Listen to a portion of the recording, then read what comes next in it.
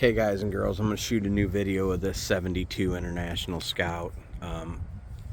I've been working 60 to 80 hours a week, and I'm in the process of remodeling a house on top of it all. So I really have a lot going on. So I don't sit at my computer all day, and I don't have social media on my phone. So I've actually gotten in some arguments with people lately about questions, and because I just send them my phone number to call, because I check my computer and then I go back to work. I don't have time to sit on my computer, sit on my phone all day. I actually work with my hands, and I need them. So I can make a phone call, and I can talk on speaker, or I can talk in my truck when I'm driving from one place to another, but I don't have time to sit on my computer, sit on my phone while I'm driving. That being said, half the questions people ask me, and they're like, it's just a simple question. Well, it's answered in the first 4 videos. So the question this particular gentleman was asking and got all ignorant with me about was answered in 3 of the videos. In the very first video, and then I update videos as I get time, and when I drive things and go, in between things, I try to shoot a video when I'm going to pick up parts and things, whatever. That being said, I don't have time to sit on my computer all day. I work 2 jobs, and technically I work 3, anyways. But so that being said, if you don't watch the video, I can't help you.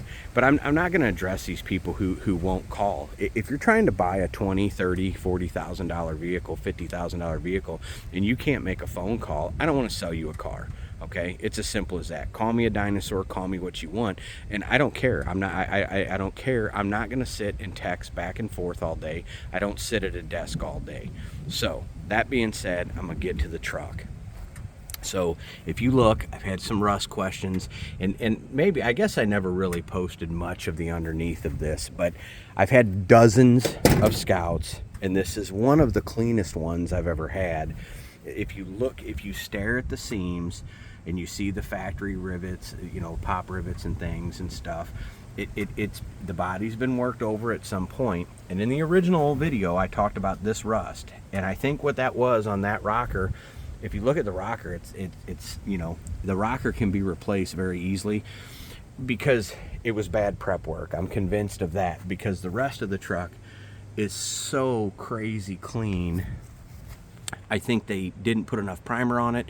It got contaminated. It sat before they painted it, and then when they painted it, it didn't adhere.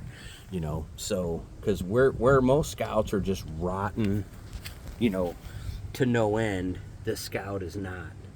So, anyways, and there is you do need to put a piece of sheet metal underneath that floor.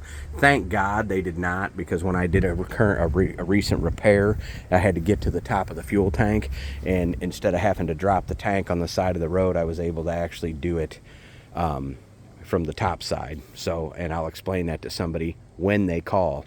If you don't call, well, then I'm not selling you the vehicle. So, anyways, you can look at the bottoms of the doors. You can look at the seams on the rockers. Trying to show the underneath for a specific person who asked about the underneath. So, anyways,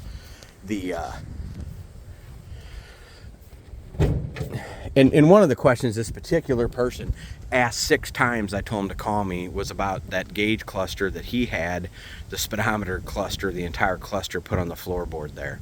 So, and if he would have simply watched the videos I told him to watch, and he could say, I'm too lazy to answer the question. Well, he was too lazy to go watch the 4 videos on my page, that explain that. He would have known that was gone a long time ago. Anyways, you can see how clean the firewall is as far as the seams where the pinch welds are, as far as rust goes.